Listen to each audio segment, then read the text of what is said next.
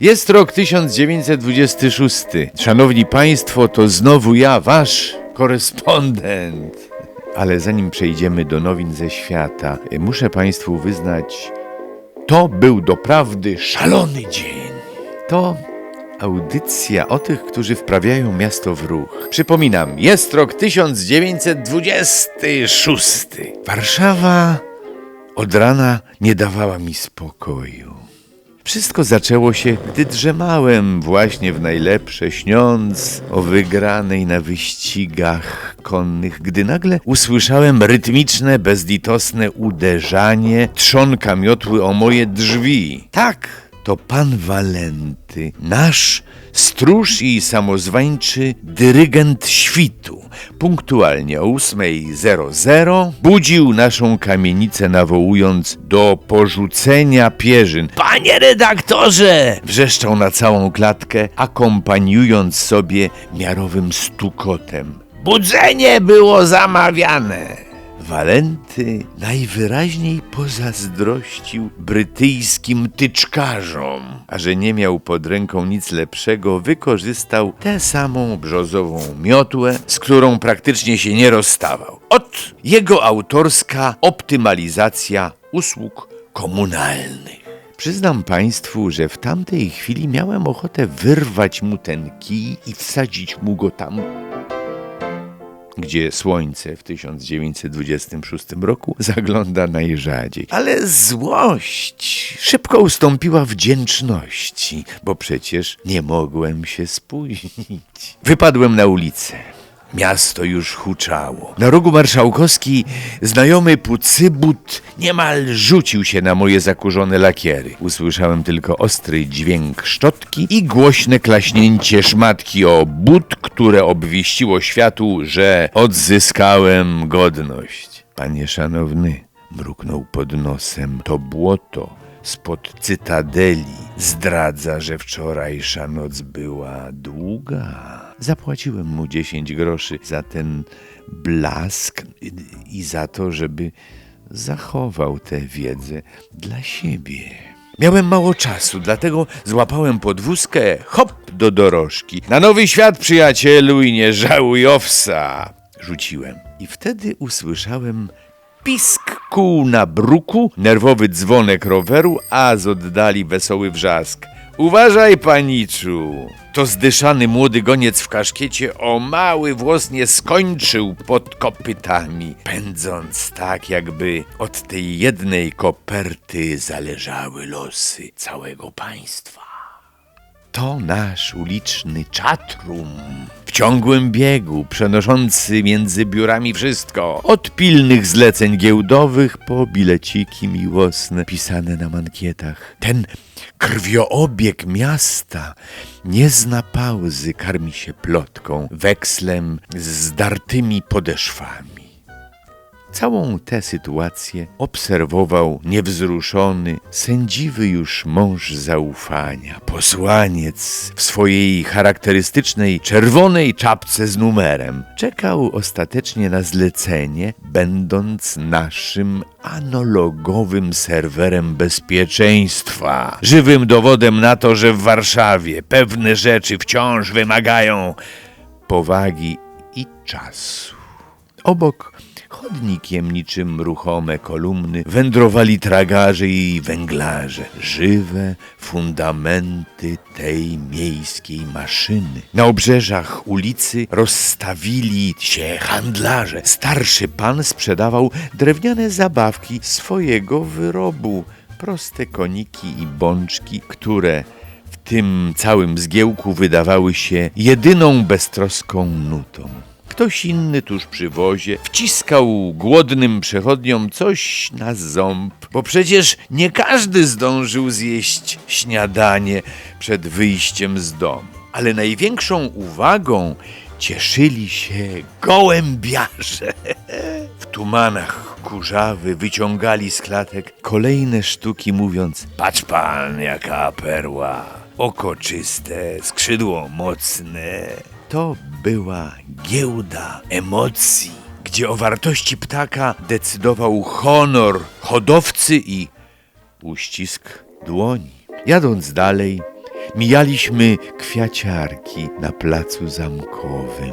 Pani Aniela dzierżyła bukiet herbacianych róż, których zapach i kolor wybijał się na tle szarej ulicy niczym obietnica lepszego wieczoru. Ale z tej chwilowej zadumy wybił mnie donośny, zachrypnięty okrzyk gazeciarza. Dodatek nadzwyczajny! Orliński leci do Tokio! Kurier warszawski! To był nasz żywy newsfield. Wiedziałem, że jeśli nie wyrwę mu tej płachty, przegapię moment, w którym świat stał się nagle bardzo mały i niesamowicie szybki. Ale nie tylko on blokował drogę. Wtem gwałtowne rżenie konia i ciężkie, mokre uderzenie bryły lodu o bruk. To lodownicy. Ich wóz był wypełniony słomą i mchem, które chroniły ten ulotny towar przed słońcem. Barki jak młyńskie kamienie, nogi z dębu, chwyt i madła, a hart ducha jak na olimpiadzie. Wnosili na plecach kolejne 25-kilogramowe bryły lodu, zarzucone wprost na ramiona w biutowych workach i to na 3. piętro. Dzięki nim spiżarnia dostała ujemnej temperatury i na pewno dotrwa do niedzielnego obiadu. Patrząc na nich, pomyślałem, że to taki nasz warszawski lodowy crossfit. Tyle, że zamiast drogich karnetów panowie dostają w zamian jedynie srogie odciski na dłoniach i wdzięczność każdego, kto lubi chłodny kompot.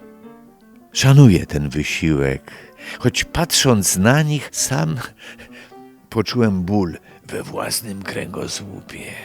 Wody w Wiśle niby mniej. Może to klimat, a może rzeka ma gorszy kwartał, ale spokojnie. Nasi dzielni lodownicy wycięli tylko kilka brył. Następnie udałem się do Golibrody pana Maurycego. Chwila relaksu?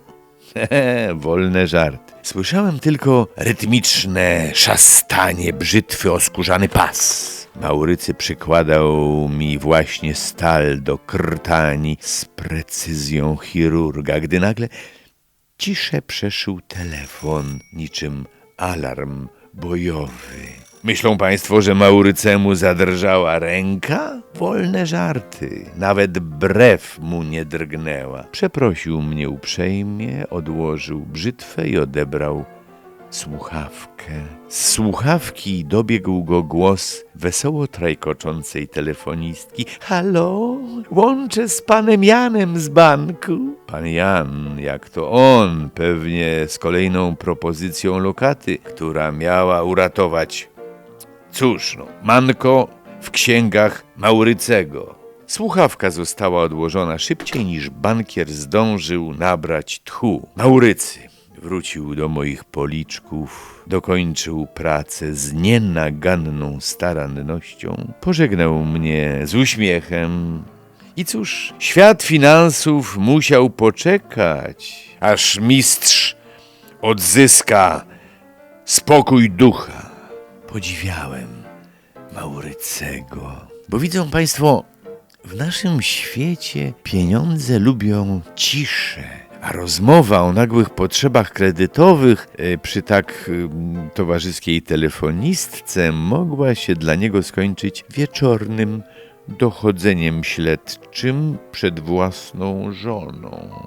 A proszę mi wierzyć, tłumaczenie się przy kolacji z inwestycji, które zamiast na lokatę trafiły na wczorajsze zakłady u bukmachera, to sport znacznie bardziej ryzykowny niż przelot dwupłatowcem przez burzę. Dobry fryzjer to taki, który potrafi milczeć o cudzych tajemnicach i równie starannie ukrywać własne.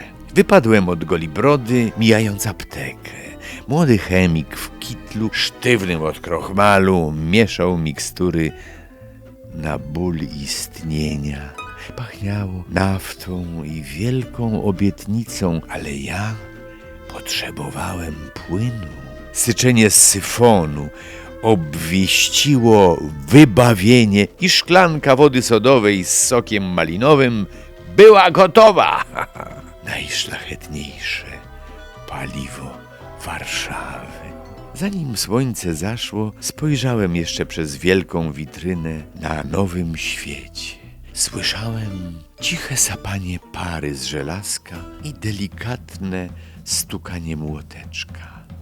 To modystki i kapelusznicy z igłami w zębach formowali filc na drewnianych formach. Decydowali o tym, jak Warszawa będzie wyglądać jutro rano. To inżynieria wizerunku. Każda z tych kobiet wiedziała, że 1 centymetr ronda w lewo to awangarda, a w prawo to już skandal. Stojąc tak przez chwilę, podziwiałem tę robotę u podstaw. Dopiero wieczorem miasto wreszcie zwolniło. Pojawił się on, latarnik.